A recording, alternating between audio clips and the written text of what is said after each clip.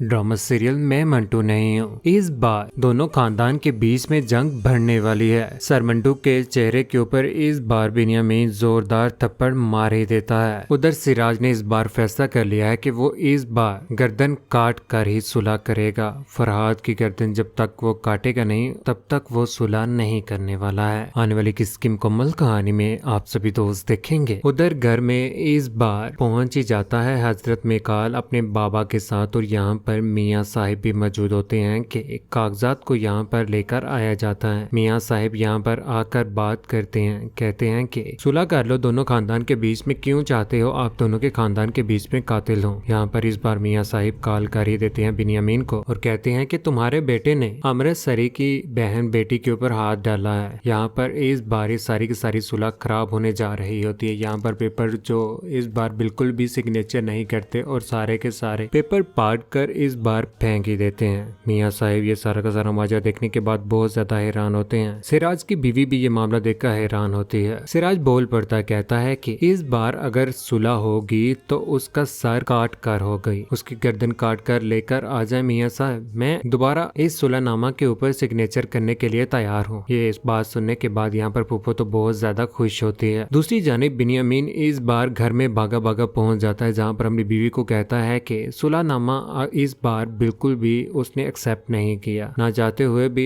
इस बार वो जंग शुरू करनी पड़ेगी जिसकी मैंने दुआएं मांगी थी कि वो जंग शुरू ना हो। उधर सर मंटू इस बार लेकर जा रहे होते हैं, मेमल को छुपा रहे हैं। इस बार वो होटल में बैठ जाते हैं जहाँ पर वो कहते हैं कि तुम्हारे बाबा यही सोच रहे होते हैं कि वो किडनैप हो गई हुई है। यहाँ पर मेमल कहती है कि वो करने के बाद सोचते हैं सब कुछ, अब तक तो 4 से 6 मर भी गए होंगे उन खानदान के। ये बात सुनने के बाद यहाँ पर सर मंटू बहुत ज्यादा हैरान हो जाते हैं। सर मंटू डर रहा है, दूसरी जानिब बिन्यामीन भाग रहा है, यहाँ पर अपनी बेटी का इंतजार कर रहा है कि कब वो घर में वापस आएगी। कि किडनैपर ने उसे किडनैप किया हुआ है या जिसने बचाया है उसने मेरी बेटी को संभाल कर रखा हुआ है। दूसरी जानिब शमरेज और फरहाद का आमना सामना हो ही जाता है, जहाँ पर वो दोनों एक दूसरे के ऊपर गोली चलाने लगते ही हैं। जंग तो ये इस बार शुरू होनी ही है। जिस तरह से फरहाद को शुरू से लेकर आज तक समझाया था कि ऐसा ना करो, लेकिन फरहाद ने किसी की भी बात ना मानी। फरहाद एंड तक बात नहीं आएगा, लेकिन आने वाले वक्त में यही फरहाद बहुत जल्द मरने ही वाला है, क्योंकि जब मेमल घर में दोबारा वापस आएगी तो फरहाद उसके पीछे पीछे दोबारा उसका पीछा करते हुए उस घर में पहुंच ही जाएगा। फरहाद की समझ नहीं आ रही कि आखिर फरहाद को हो क्या